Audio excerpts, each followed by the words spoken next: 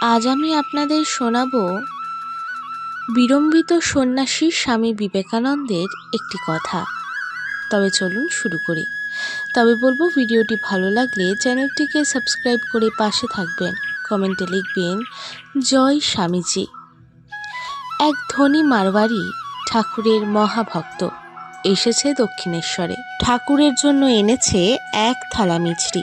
শুধু কি মিছরি, মিছরির সঙ্গে একখানা গরদের কাপড়ও আছে। সেদিন তো নরেনের আসার কথা নয়, কিন্তু মারোয়ারি ভক্তটি চলে যেতেই নরেন এসে পড়ল হঠাৎ।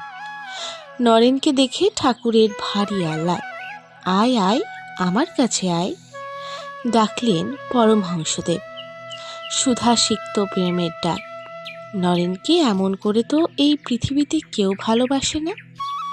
নরেন এই গরদের কাপড় আর মিছরির থালা দিয়ে গেল এক মারওয়ারি ভক্ত, তুই এসব বাড়ি নিয়ে যা। মিছরির থালা আমি বাড়ি নিয়ে যাব কেন? কি কাজে লাগবে ওই মিছরি আর থালা? নরেনের কণ্ঠে বিরক্তি, সে জ্বলছে অভাবের তরণাতে। ঠাকুরের কণ্ঠে এই আহ্লাদ আর ভালো লাগে না তার। ঠাকুর বললেন, তাহলে তুই গরদখানা নিয়ে যা, বুঝলি? কেন, আপনি কি আমাকে গরদ পরাতে চান? তুই পরবি কেন নরেন? তোর মা পরবেন। তার আহ্নিক করার শাড়ি যে ছিঁড়ে গেছে। আপনি জানলেন কি করে? নরেন অবাক, তার মুখ দিয়ে বেরিয়ে গেল প্রশ্নটা। ঠাকুর মৃদু হাসলেন, কোনো উত্তর দিলেন না, শুধু বললেন, তোর মাকে গিয়ে বলবি আমি পাঠিয়েছি। নরেন এক লাফে দাঁড়িয়ে গেল, বলল, আপনি দিলেই আমাকে নিতে হবে? তার আত্মসম্মানে আঘাত লেগেছে। পরমহংসদেব করুণা ঘন দৃষ্টিতে নরেনের দিকে তাকিয়ে, নরেন না বলে থাকতে পারল না। আমার মায়ের শাড়ি ছিঁড়ে গেছে, আমি নিজেই রোজগারের টাকা দিয়ে কিনে দেব, আপনার কাছে ভিক্ষে নেব কেন? ঠাকুর মনে মনে খুশি হলেন নরেনের রাগ দেখে। এই তো পুরুষের মতো কথা। এই তেজস্বিতা না থাকলে যে কাজ করার জন্য নরেন এসেছে, তা সে করবে কি করে? পরের দিন ঠাকুর ডাকলেন রামলালকে।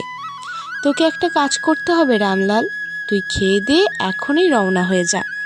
কলকাতায় নরেন দত্তের বাড়ি যাবি, এই মিছরির থালা আর গরদের কাপড়খানা নরেনের মাকে দিয়ে আয়, দেখিস অন্য কেউ যেন জানতে না পায়। নরেন বাড়ি থেকে বেরিয়ে গেলে তবে ওর বাড়িতে ঢুকবি।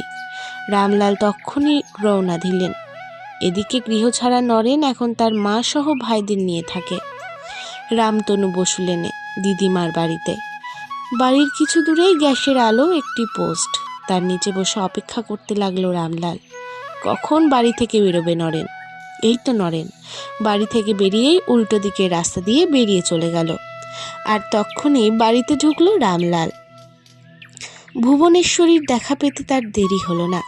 মিছরির থালা আর গরদের এই কাপড় দক্ষিণেশ্বর থেকে ঠাকুর আপনার জন্য পাঠিয়েছে। কি অবিশ্বাস্য ঘটনা! ভুবনেশ্বরী এই পরম দান গ্রহণ করে চোখ বুজলেন তাকে স্মরণ করে। তার মনের ভেতরটা একই সঙ্গে আনন্দ ও বেদনায় মুচড়ে উঠল। গাল বেয়ে নামলো অশ্রুধারা। এত দয়া মায়া মমতা এখনো এই পৃথিবীতে আছে? আমি তো কিছু বলিনি কাউকে, কি করে তিনি জানলেন? ভুবনেশ্বরী দেবী যে অভাবে অনটনে দারিদ্র্যে জর্জর হয়ে পড়েছে, দিনের পর দিন ছেলে মেয়েদের নিয়ে উপবাসে সে আর কষ্ট সহ্য করতে পারছে না। ভিটে মাটি ছাড়া হয়ে কোনো রকমের সংসার চালাতে তার খুবই প্রিয় জেঠির স্বামীর কিনে দেওয়া দুটি হাতের বালাও বেচে দিতে হয়েছে। আশ্চর্য! এদিকে ঘটে গেল আরও একটি ঘটনা। আজ এই পর্যন্তই। ভিডিওটি ভালো লাগলে চ্যানেলটিকে সাবস্ক্রাইব করবেন। কমেন্টে লিখবেন জয় শ্রীরামকৃষ্ণদেব। থাকুন ভক্তির সাথে।